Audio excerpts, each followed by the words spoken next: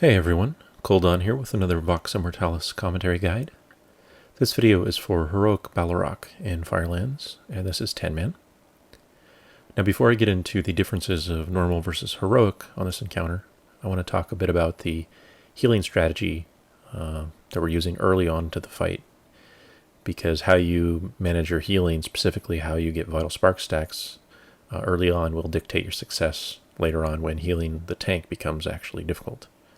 So our basic strategy here is to not actually directly heal the tank, but instead use HOTS and indirect healing through things like Beacon to keep the tank alive while we both our healers spam the first Torment soaker. We're using a Shadow Priest to soak the first shard fully so that he can get maximum stacks of Torment, which thereby gives our healers maximum stacks of Vital Spark. And otherwise, both myself and our Paladin healer are spamming our fastest heals on the Shadow Priest. For a Druid healer, this is Regrowth, and our Paladin, of course, is flashing with his instant spells when he can. And so you'll see there, just by the end of that first shard, we're able to get 99 and 90 stacks of Vital Sparks, respectively. So that's pretty hefty. For the second shard, we also have a second Shadow Priest. So we basically just repeat the same process, although in this case I'm actually healing the tank somewhat because now it's necessary. But our Paladin is spamming the Shadow Priest once again to double up his Vital Spark stacks. So the idea is we want to have our Paladin at around 200 Vital Spark if possible by the time he finishes this second shard. And that amount of Vital Spark is huge that early into the fight. It will last him through the end of the fight easily. The Shadow Priest solo soaking a shard is pretty much about timing your cooldowns and spam heals. So at about 10 stacks of Torment, our Shadow Priest will use a Tolbarad Resist Trinket, and then around 19 stacks he uses Dispersion. You can also throw in Paladins use your Hand of Sacrifice, and that does a great job as well.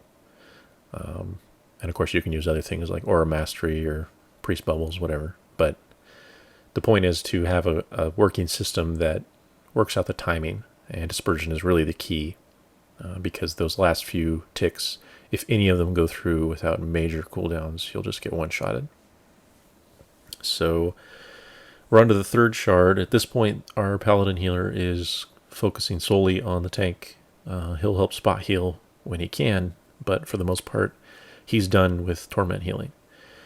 So we split the third shard between two people, in this case two shamans, and they just split it evenly, about 13 stacks each.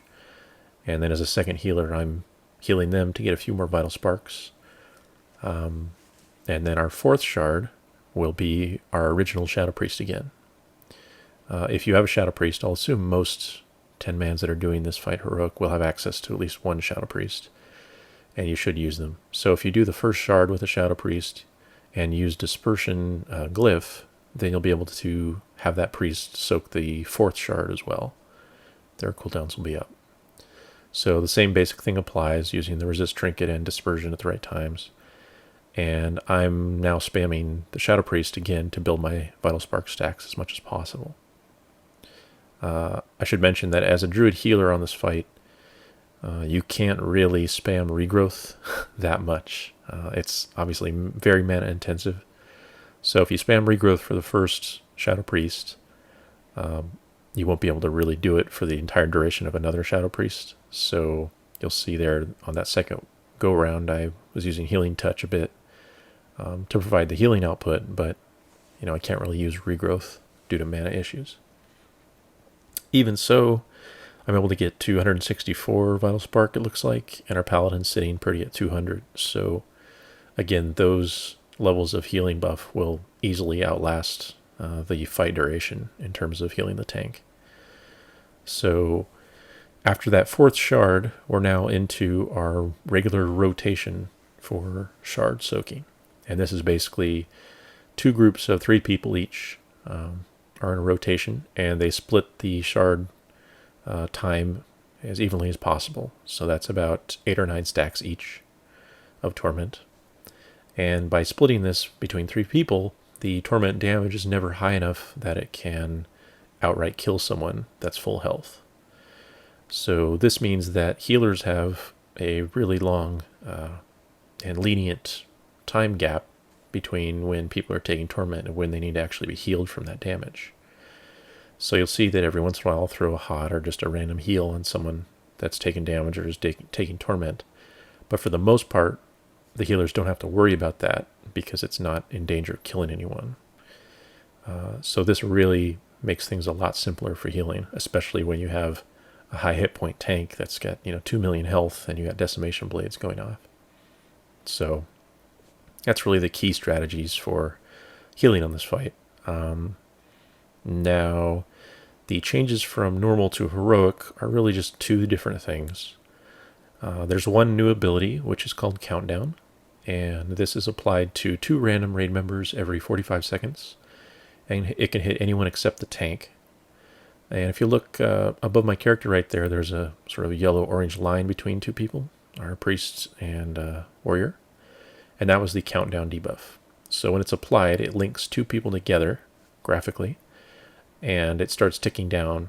And after 8 seconds, if those players have not reached melee range with each other, about 5 yards, the countdown will explode and hit everyone in the raid for like 125,000 or so. So it may not outright wipe you, but it will certainly kill someone that's soaking torment at the time. And that's obviously bad. So again, to get rid of countdown, those 2 linked players just have to run within melee range of each other within that 8-second time frame. Now that's pretty easy to do on its own, but the second change to heroic makes this somewhat of an issue. This is that the tormented debuff, which is the debuff that gets applied when you've been soaking torment for a while, now will spread to nearby players if you stand next to someone. So if you get within 5 yards or so of another player and you have tormented, it will apply a fresh tormented debuff to that person, even if they didn't have it before. And that 40 seconds long, that can be a real issue when you're trying to manage your rotations for torment soaking. So obviously with 1 tank, 2 healers, we have 7 DPS. And so we're using 3 people per shard team. So this gives us 1 sort of substitute player, which in our case is our mage. So anytime someone gets tormented when they're supposed to be up for shard rotation, they'll call for their mage substitute to come in. Now this isn't a foolproof system because tormented lasts 40 seconds, countdown is 45, and you can obviously have tormented applied to too many people at once and it will throw off your rotation. So the key really in success is for this fight is once you've got the healing part down, which is not that hard if you're using a Shadow Priest, then it comes down to just your DPS and their communication. And so our raid did a really great job of basically keeping track of their debuffs and their timings on when Tormented would drop and when they were up for the next Torment stack rotation, and then just communicating with each other about when someone has to take over for them or who can start the rotation this time because they're not able to start it like they should, and so on. The other major factor in this fight is just the severe DPS requirement.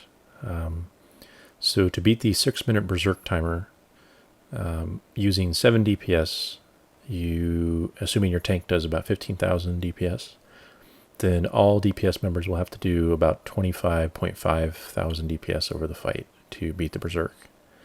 And as you'll see, we do not meet that requirement. We barely get the win. But unless you're in the upper echelon of current, raiding guilds, I don't think you'll be able to get away with using 3 healers or 2 tanks. Maybe you could use 2 tanks if one was a feral druid and, just taunted for the decimations, but that's probably the only reasonable way to do it. So that said, one thing you can do if you have access to it, unfortunately we don't, is a hunter or a rogue can use their 100% melee avoidance abilities. If they can get threat just after Baleroc berserks, then that will buy your raid a few seconds time in which everyone can continue DPSing. So common strategy is like to have a hunter taunt just before Berserk hits and run far away, and then, you know, avoid a few seconds of melee hits while everyone else is still nuking him. You'll see I try to run off here, but I don't taunt before Berserk. I didn't realize he was immune to taunt after his Berserk was applied. So yeah, but at this point you're really just trying to buy time, and you'll see we barely get the kill, where everyone is just putting up as many dots as possible, and you know, our shamans are popping up again, and our paladin healer manages to bubble and survive long enough for dots and the shamans to finish him off. So we had a wipe just before this that was, he was at 20,000 health. So it's obviously right on the edge for us, but obviously as gear improves, it'll become a little bit easier. But at this point, if you're attempting this fight, just plan to try to buy yourself extra time after Berserk if you can to finish him off. And that's Heroic Baleroc. So good luck, and thanks for watching.